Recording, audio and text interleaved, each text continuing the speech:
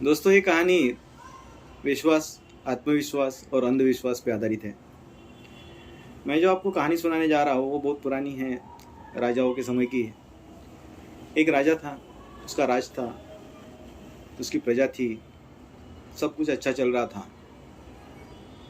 तो एक दिन क्या हुआ कि उनके राज में एक राक्षस आया। राक्षस आने के बाद में उसने बहुत सारी तहस नहस किया, महल को गिराया, पेड़ पौधे को गिराया, बाग बगीचा ध्वस्त कर दिया। ये बात राजा तक पहुंच गई। राजा तक पहुंचने के बाद में उसने अपने सैन्य को बुलाया और उस राक्षस के ऊपर हमला करने के लिए बोल दिया। जैसे ही राक्षस के ऊपर हमला किया, राक्षस बहुत तगड़ा था, कई विद्याएं उसको आती थी। उसने पूरे सैन्य का सत्यानाश कर दिया।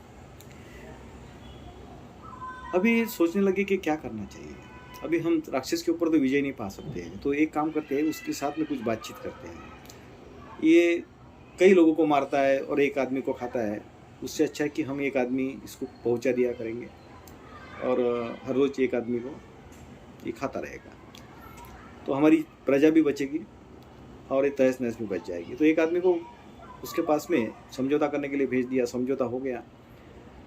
बदले में एक आदमी रोज उसके पास जाने लगा। ऐसे करते करते कितना दिन बचेगा, तो पूरा राज खत्म हो गया, बचे सिर्फ राजा और रानी। तो राजा के दिल में आया कि क्या करें, हमारा वंश तो अभी खत्म हो जाएगा, ये राज में तो कोई नहीं बचा है, अभी हमारा भी कोई नहीं बचेगा, हम भी दोनों मृत्यु के गाल में समा जाएंगे। तो उस समय उसकी रानी गर्भवती थी। तो उसके दिमाग में आया कि क्यों ना इससे बचाया तो मेरा वंश आगे बढ़ेगा। उसने रानी को बताया कि एक काम करते हैं, ये राजमहल से लेकर के बाहर के राज तक एक सुरंग है, वो सुरंग से तुम निकल जाओ, साथ में कुछ जड़ जवाहिर, सोना चांदी ये भी लेके जाओ, तुम्हारा गुजारा हो जाएगा। रानी ने ऐसा ही किया, वो निकल गई। इधर राजा राक्षस के गाल में समा गया। इसके बाद रानी ने यथावत पुत्र रत्न को जन्म दिया। राजकुमार पैदा हुआ, राजकुमार बड़ा हुआ, पाठशाला में जाने लगा। पाठशाला में जाने के बाद में उसके सहयोगी जो है, उसके सहपाठी जो है, उसको पूछते थे कि तुम्हारे पिताजी का नाम क्या है।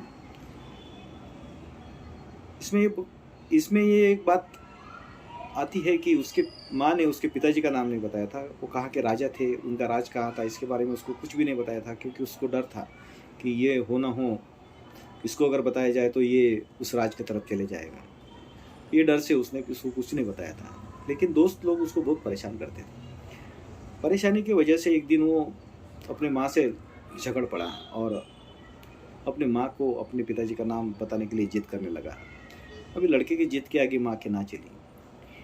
माँ ने उसे अपने बारे में, अपने उसके पिताजी के बारे में सब कुछ बता दिया।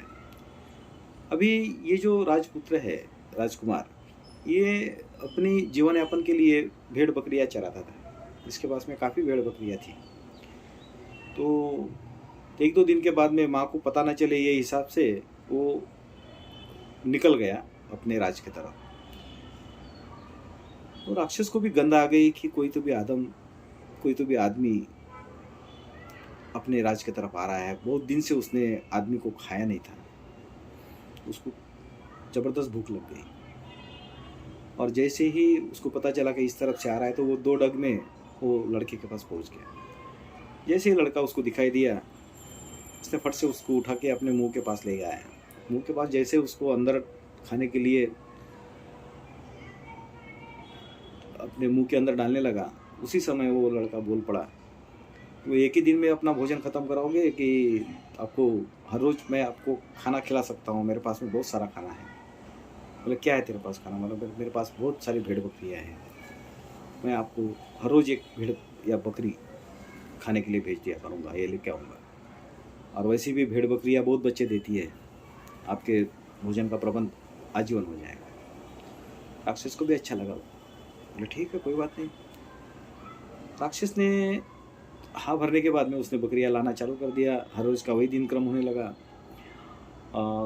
आपस में बातें होने लगी, बातचीत होने लगी, साहचर्य बढ़ गया, तो दोस्ती भी बढ़ गई।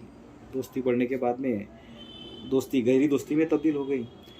उसके बाद ये यही चाह में था कि इसकी कुछ कमजोरी है राक्षस की, तो मैं जानूं। वो दोपहर में जब सूरज सर पे आता था, मतलब 12 बजते थे, उसके बाद ये 2 घंटे के लिए गायब हो जाता था राक्षस, और 2 बजे के बाद में आ जाता था वापस। तो उसने ये देखता था कि ऐसा है कि ये पूरा दिन तो अपने साथ में रहता है, लेकिन ये 12 बजे से लेकर के 2 बजे तक गायब हो जाता है, क्या बात है। तो उसने उसका राज पूछा उसको, राक्षस को। तो राक्षस ने बताने से इनकार कर दिया, बोले कुछ नहीं। तो क्या होता है कि दोस्ती बढ़ने के बाद में आदमी और भी कुछ सोचता है, और या तो मतलब सामने वाले से और चाहता है कुछ। ऐसे ही ज़बरदस्ती उसने पूछ लिया कि राक्षस महाराज बताइए तो सही, आप कहाँ जाते हैं? अभी मैं कहाँ जाने वाला हूँ? आप ही की तो चंगुल में हूँ। आप मुझे जो भी राज बताएंगे वो मेरे पास ही रहेगा। बोले ठीक है, मेरा एक गुरु है, महान गुरु है, बहुत सारा ज्ञान है, कुछ भी जो सोचेगा वो कर सकता है, इतनी ताकत उसमें है। तो बोले ठीक है, कोई बात नहीं, मेरा भी एक काम है। बोले बताओ। बोले करोगे? हाँ करूँगा, क्यों नहीं। तो बोले मुझे कुछ नहीं है कि मेरा मरण कब है यही मुझे जानना है। उसका दिन और तिथि या उसका समय जो है मुझे पता चलेगा तो थोड़ा सा इत्मीनान हो जाएगा मुझे कि मैं कब मरने वाला हूँ करके। बोले बस इतनी सी बात। बोले हाँ, वो तो मैं कल ही पूछ लूँगा। दूसरे दिन गया राक्षस, पूछ के आया, बड़े उल्लास से बताया उसको कि भला भला दिन भले भला समय तुम मर जाओगे। ठीक है। तो उसने उंगली पे कुछ गिनना चालू कर दिया और राक्षस को बोला, अरे राक्षस महाराज, ये दिन जो है ना, ये कुछ सही नहीं है। उस दिन जो नरक के दरवाजे हैं वो खुले रहते हैं और स्वर्ग के दरवाजे बंद रहते हैं, इसलिए जो भी आदमी मरता है उस दिन वो नरक में जाता है। तो एक काम कीजिए, वो तिथि बदली कर दीजिए। बोले ठीक है, मैं कर लूँगा, बता दूंगा महाराज को। वो गुरु के पास चला गया दूसरे दिन। उसने पूछा उसको, या बताया, गुरु ने जो भी बताया उसको वो बताने के लिए राजकुमार के पास आ गया। तो उस समय उसके आंखें नम थी, आंखें देख करके ही समझ गया कि मामला अपना पड़ गया है। तो बोले क्या हो गया? बोले नहीं, मेरे गुरु बोले कि तिथि तो दूर लेकिन समय भी बदली नहीं कर सकते हैं। अच्छी बात है, इसका मतलब मैं अब नहीं मर सकता हूँ। बोले नहीं, अब क्या, उसके पहले एक पल भी नहीं मर सकते, उसके पहले एक पल के बाद जिंदा भी नहीं रह सकते। आपको वो तिथि दिन मुकर्रर है, उसके पहले या बाद में कोई चांस नहीं है। बोले अच्छा, मतलब मैं अब नहीं मर सकता हूँ? बोले नहीं, अभी की अभी मुझे कोई नहीं मार सकता है। बोले नहीं। बोले तुम भी नहीं मार सकते हो? बोले नहीं। उसने निकाला खंजर और राक्षस का धड़ जो है सर से अलग कर दिया, मर गया राक्षस। इसमें विश्वास जो चीज है, ये है उसके पिताजी की, राजा की सोच। उसको विश्वास था कि मेरा वंश जो है आगे चलेगा। आत्मविश्वास जो भरा था वो राजकुमार के अंदर भरा था, और राक्षस जो मरा वो अंधविश्वास से मर गया। तो इसमें हमारे जीवन में जो चुनना है वो विश्वास और आत्मविश्वास, वो दो ही चीज़ें चुनना चाहिए। विश्वास, आत्मविश्वास, आत्मविश्वास और अंधविश्वास, इसमें बहुत बारीक लकीर होती है। अंधविश्वास और विश्वास में बहुत पतली लकीर होती है।